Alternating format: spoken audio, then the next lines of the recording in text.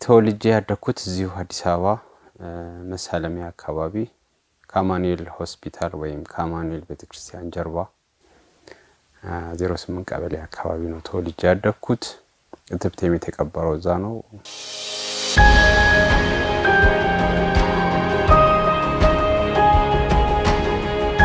የአንደኛና መለስተኛ ሁለተኛ ደረጃ ትምህርቴን የተማርኩት በሰላም በር የአንደኛና የሁለተኛ መለስተኛ ደረጃ ትምህርት ቤት ነው። እዛ እስከ 8ኛ ክፍል ተምሬያለሁ። እንግዲህ ከ8ኛ ክፍል በኋላ የሁለተኛ ደረጃ ትምህርቴን ደግሞ የተማርኩት በአዲስ ከተማ አጠቃላይ ሁለተኛ ደረጃ ትምህርት ቤት ነው።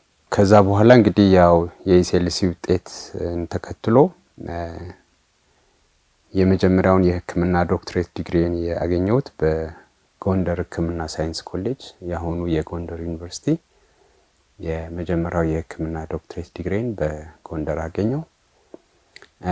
4 አመት አካባቢ በአጠቃላይ ሐኪምነት ከሰራው በኋላ ከዛው በአጠቃላይ የቀዶ ጥገና ትምህርት ደግሞ ከአዲስ አበባ ዩኒቨርሲቲ ከጥቁር አንበሳ ጨርሼ በአጠቃላይ ቀዶ ጥገኝነት 1 አመት ከሰራው በኋላ ኦልሞስት 2 አመት ከሰራው በኋላ የልብ ቀዶ ጥገና ሕክምና ትምህርት ዕድል አግኝቼ ህንድ ሀገር ባንግሎር ናራያና ኢንስቲትዩት ኦፍ ካርዲያክ ሳይንስ 3 አመት የልብ ቀዶ ጥገና ተምሬ እንግዲህ በፈረንጆቹ 2017 ከ9 አመት በፊት ጀምሮ በሀገር የምድር የሀገር ቡድንን እየመራው ለመጀመሪያ ጊዜ የኢትዮጵያ በራሳችን ሙሉ ቲም ያለምንም ፈረንጅ መገኘት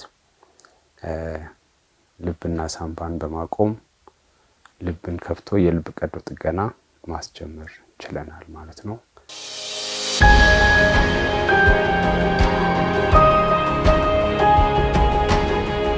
ልብን ማከም የሚሰጠው ልክ አንድ በጣም የሚያምር ጽጌረዳ ውሃ አጥቶ ጠውልጎ ሊሞት ሲል ውሃ እንደማጠጣት የሚፈልገውን ምግብና ውሃ አግኝቶ ያቺ የምታምር ጽጌረዳ እንደገና ስታምር ስታብብ እንደማየት ነው። ይህንን ለምንድን ነው ያልኩት? ብዙ ጊዜ የልብ ታካሚዎች መተንፈስ አቅቷቸው መራመድ፣ ደረጃ መውጣት፣ ፎቅ መውጣት አቅቷቸው ካልጋ መውረድ ተስኗቸው ከጓደኞቻቸው እኩል መሳቅ፣ መጫወት፣ መሮጥ አቅቷቸው ታፍነው ነው የሚመጡት እና የልብ ቀዶ ጥገና ደግሞ ሪዋርዲንግ ነው። የልብ ቀዶ ጥገና ውጤቱ እጅግ በጣም ያማረ ነው። ከ95% በላይ ውጤቱ የተሳካ ነው። አንዳንዴ ኮምፕሌክስ የሆኑ ሰርጀሪዎች ካልሆኑ በስተቀር በአብዛኛው ውጤቱ ያማረ ነው እና ከቀዶ ጥገናው በኋላ ታካሚዎች ላይ የምታየው ፈገግታ፣ ደስታ ሊረክፍ የነበረው ያ ሁሉ ውበት አብቦ አምሮባቸው መውለድ ማይችሉት መውለድ ችለው መሳቅ ማይችሉት ፈገግታቸው አምሮ ስታይ የሚሰማኝ ስሜት ልክ እንደነዛ ሊጠወልጉ የደረሱ ጽጌረዳ አበባዎች ነው የሚታይ።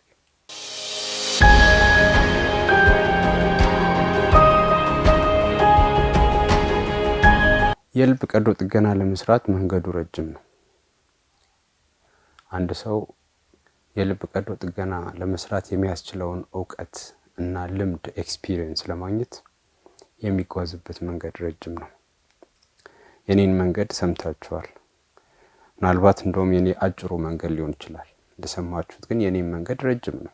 ከዛ በመቀጠል የልብ ቀዶ ጥገና ለመስራት የሚያስችለው ዕውቀትና ልምድ ይዘህ በቦታው ከተገኘ በኋላ ደግሞ የሚቀጥሉት ጥያቄዎች ትልቅ ቦታ አላቸው።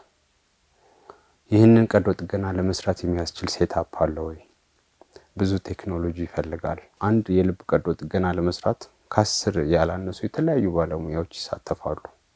እነዛ ባለሙያዎች ተሟልተዋል ወይ? ያንን ለመስራት የሚያስችል ሴታፕ አለ ወይ? ቴክኖሎጂው አለ ወይ? ምን ለማለት ፈልጌ ነው? በጣም ዲማንዲንግ እና ብዙ ነገሮችን የሚበላ በተለይ እንደኛ በድህነት ላይ ላሉ ሀገሮች የልብ ቀዶ ጥገና በአብዛኛው እንደ ለግዠሪ የሚታይበት ምክንያት በጣም ዲማንዲንግ ስለሆነ ነው።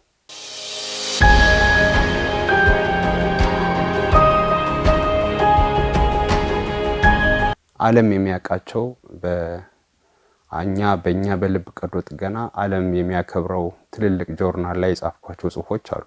እነዛ ጆርናሎች ላይ የታተሙልኝ ዓለም ራሱ ለሁለተኛ ጊዜ ያያቸው የልብ ቀዶ ጥገናዎች ታትመውልኛል። ለምሳሌ ለመጥቀስ ያክል በአንዲት 29 ዓመት ሴት ላይ በኢንተርቬንትሪኩላር ሴፕተም ላይ የበቀለ ለየት ያለ እጢ ማቹር ቴራቶማ ይባላል። ይሄ በአናልስ ኦፍ ቶራሲክ ሰርጀሪ አናልስ ላይ የዓለማችን ሁለተኛው ሪፖርት ነው። ከኔ በፊት አንድ ሰው ከአሜሪካ ጆርጂያ ከጥቂት አመታት በፊት እንደዚህ አይነት ኬዝ አሳትሞ ነበር። የኔ ደግሞ የተለየበት መንገድ አለ። ሌላ ምናልባት እንደዚሁ አይነት አንድ የ18 ዓመት ታዳጊ ላይ በተፈጥሮ የሚመጣ በሲፊልስ ምክንያት የሚመጣ የልብ በር ላይ የተከሰተ ልዩ አኒውሪዝም ሰርቻለሁ። እሱም እንደዚሁ በዚህ በአናልስ ኦፍ ቶራሲክ ሰርጀሪ ላይ ድንቅ ከሚባሉ ሰርጀሪዎች የታተመ አንዱ ጽሁፍ ያለ። በቅርብ ጊዜ ግን አንድ ያላሳተምኩት ጽሁፍ ቢሆንም ምናልባት ወደፊት ይታተም ይሆናል። የ2 ዓመት ህፃን ልጅ ሚኪያስ የሚባል ልጅ በህይወት መኖሩ በጣም ይገርመኝ ነበር ሰርጀሪውን ሳንሰራና የዚህ ሚኪያስ የ2 ዓመት ህፃን ልጅ ችግር የልብ ጡንቻዎቹ ከመጠን በላይ በማደጋቸው በመወፈራቸው ደም ከልቡ ወደ ትልቁ የደም ቧንቧ መውጣት አይችልም ነበር። በከፍተኛ ግፊት ነበር የሚወጣው። 130 እስከ 140 ሚሊሜትር ኦፍ ሜርኩሪ ነበረው። በዚህ ምክንያት ደግሞ የግራ የልብ በሩ ወይ ማይትራል ቫልቭ በከፍተኛ ሁኔታ ወደ ኋላ ይመልስ ነበርና ሰርጀሪውንም ሲሰራ የዚህን ሴፕታል ማዮክቶሚ ወይ ሞዲፋይድ ሞሮስ ፕሮሲጀር የሚባል የዚህን ሴፕተም ቆርጦ ማውጣት ልብ ተመቻችቶ ደም እንዲረጭ ማድረግ ነው ከሌፍት ቬንትሪክል ወደ አወርታና ቫልቭ ላይ የሰራው ስራ ምንም የለም። ይሄንን በመስራት ያኛው ይስተካከላል የሚል እምነት ስላለን ብቻ ነው። ግን ሰርጀሪውን ሲሰራ በዚህ ደረጃ ውጤቱ ይመጣል ብዬ አላሰብኩም ነበርና ለምሳሌ 130 ነበር ግፊቱ ከሰርጀሪ በፊት። ምናልባት ከሰርጀሪ በኋላ ወደ 40 ወደ 30 ዝቅ አረጋዋለሁ ብዬ ነበር ያሰብኩትና ነገር ግን ሰርጀሪውን ከጨረስን በኋላ የነበረው ግፊት በጣም ነበር የሚያስገርመኝ። ኦልሞስት ዜሮ ነበር። ምንም አይነት ያለ ምንም ግፊት ነበር ደም ከሌፍት ቬንትሪክል ወደ አወርታ የሚረጨውና ይሄ በጣም የተደነኩበት ውጤት ነበርና ሚኪያስ አሁን ኦልሞስት ሰርጀሪውን ከሰራን ወደ 8-9 ወር አካባቢ ሆኗል። በመልካም ሁኔታ ያደገ ነው ያለውና በጣም የተደነኩበት ውጤት ነው።